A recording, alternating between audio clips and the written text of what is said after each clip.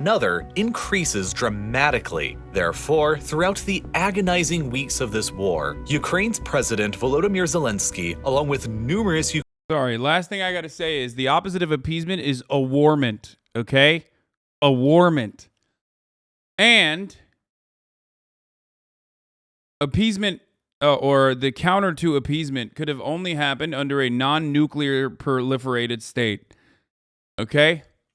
So if you're not gonna fucking advocate for awarment, then shut the fuck up about appeasement.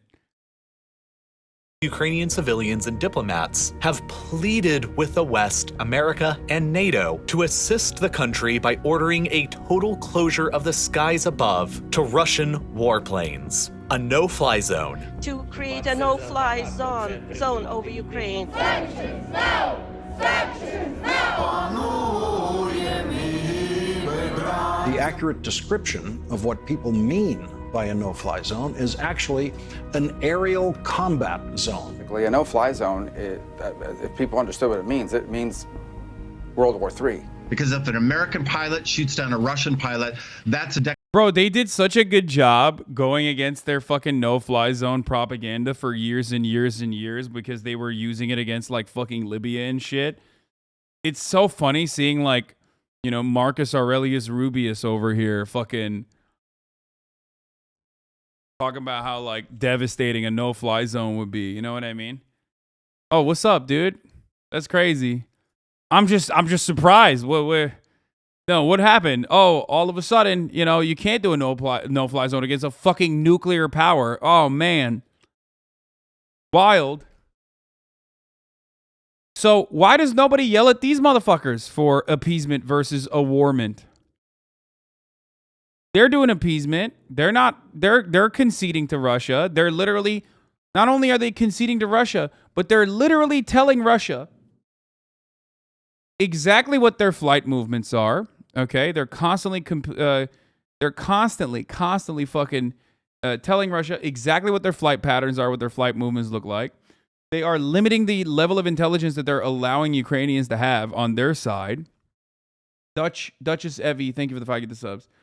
So what's up? Why is nobody thinking that these guys are also doing appeasement? I'm working on my social media platform, probably on the biggest, which temporarily allows the praise of the Azov Battalion. What do you think about it? I'm working for a social media platform which temporarily allowed the praise. Yeah, I think that's fucking stupid. Okay, I think fuck the Azov Battalion. I think every fucking news outlet that even offers any kind of coverage of the Azov Battalion beyond being like beyond them being Nazi are doing a disservice to Ukrainians. I think it's fucking whack as shit. I think it's totally unacceptable. They're literally doing fucking propaganda for the Nazis. I don't. So stupid.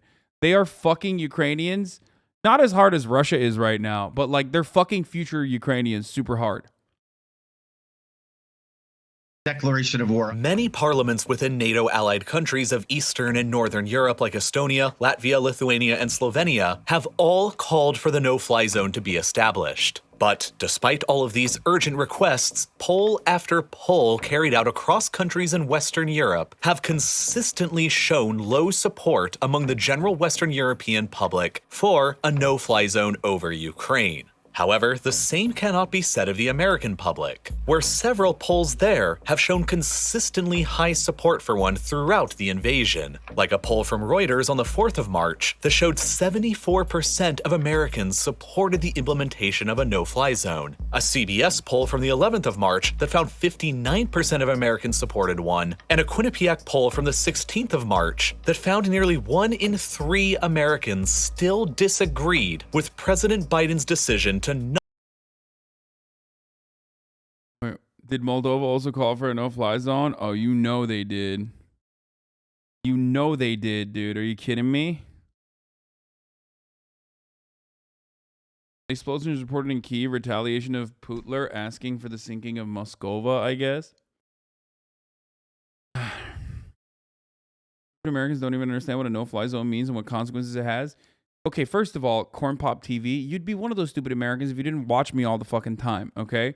When I first started talking about how fucking no-fly zones are stupid, there were hella people in this chat that were like, what do you mean? Why not? That sounds like a great idea.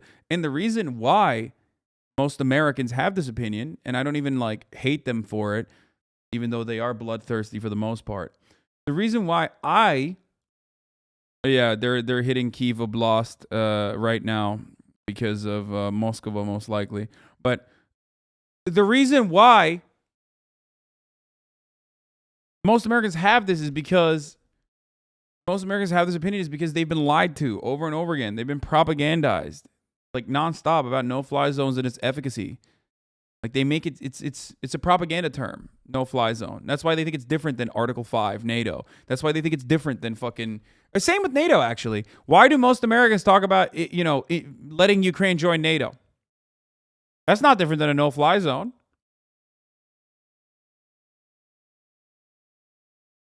It's not. It's the same shit.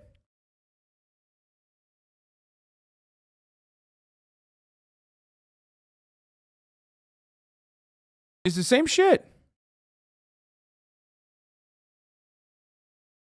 It's different than sending out your Air Force and fighting. What is different? No, it's not. What's different than invoking Article 5 for Ukraine, even though it's not a part of NATO? What's different than sending troops into Ukraine? It's not. No-fly zone is exactly the same. No-fly zone is exactly the same concept. It's just a different way to say the same shit, which is go to war with Russia. Go to conventional war with Russia. But the reason why people have such different opinions on this, when you ask them like what a no-fly zone entails, then the fucking support for it drops entirely.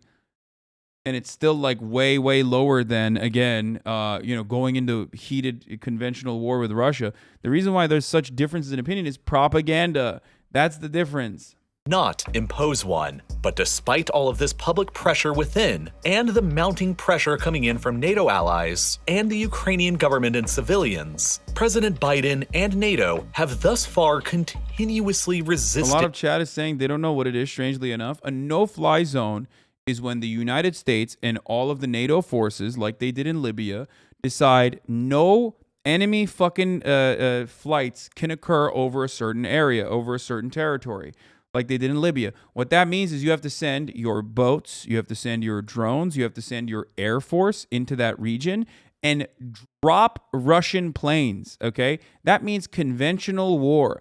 That means American flights, American Air Force attacking, dogfighting, whatever, destroying Russian aircraft, okay?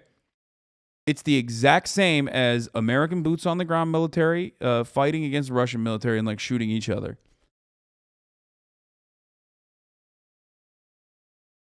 Okay?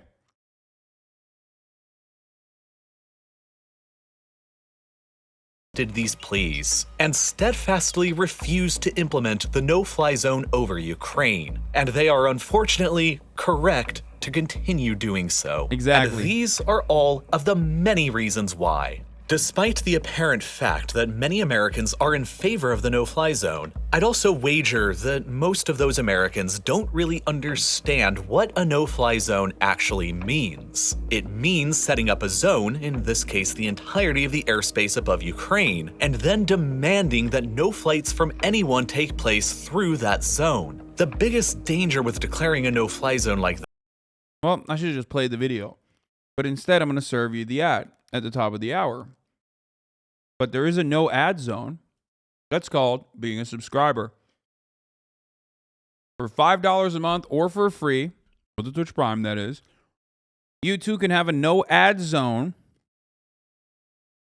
when I serve you a 1-minute ad at the top of the hour. Every hour. Twitch Prime is, of course, free as long as you have an Amazon Prime account connected to your Twitch account. Okay, stop trying to invoke Article 5 on me. Or you can get gifted a sub, which is like javelin missiles gifted to you by America, Oilers. Here's the 1-minute ad break now. This is what happens after the declaration. because the declaring power must be willing to enforce it. If Russian jets decide to ignore the demand and continue their operations, then it means that NATO and American jets must fly in and engage them, potentially resulting in aerial battles between American and Russian pilots, with the high chance for casualties taking place on either side. In the past 30 years, America and its allies have declared 4 of these no-fly zones with various results. A northern and southern no-fly zone in Iraq leading up to the Gulf War, and All Trans, thank you for the 10 give the subs. Jada Jago, thank you for the 4 give the subs. the 2003 US invasion, a no-fly zone over Bosnia in the mid-1990s, and another over Libya in 2011. In each of these cases, the United States utilized its vastly superior air force and conventional military capabilities to enforce its will in the skies against opponents who could offer up little resistance. Saddam's Iraq, the Republika Srpska proto-state in Bosnia, and the Serbian government, and Gaddafi's Libya. In the most recent no-fly zone that was declared over Libya back in 2011, American and NATO warplanes managed to I heard you hate gays. Is that true? Totally. completely 100%. alter the course of the entire Libyan civil war that was going on against Gaddafi by denying his forces any access to the skies.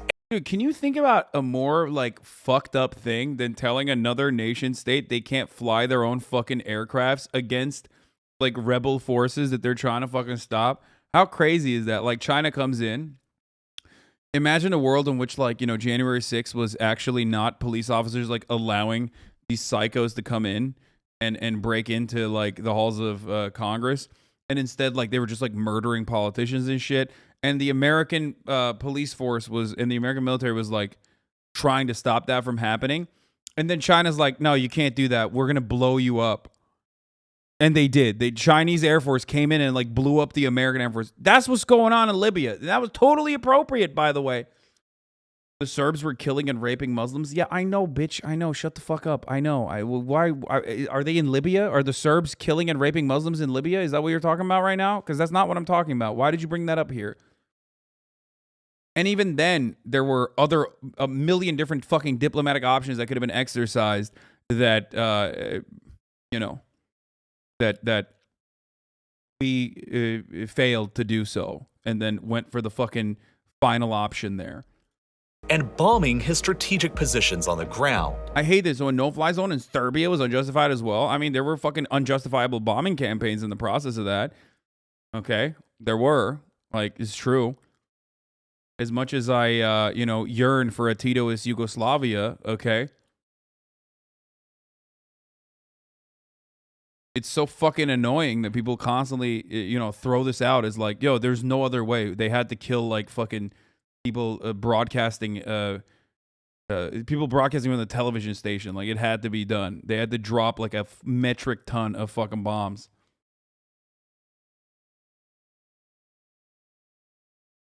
You are giving into the Balkan posting. I know. Jesus Christ.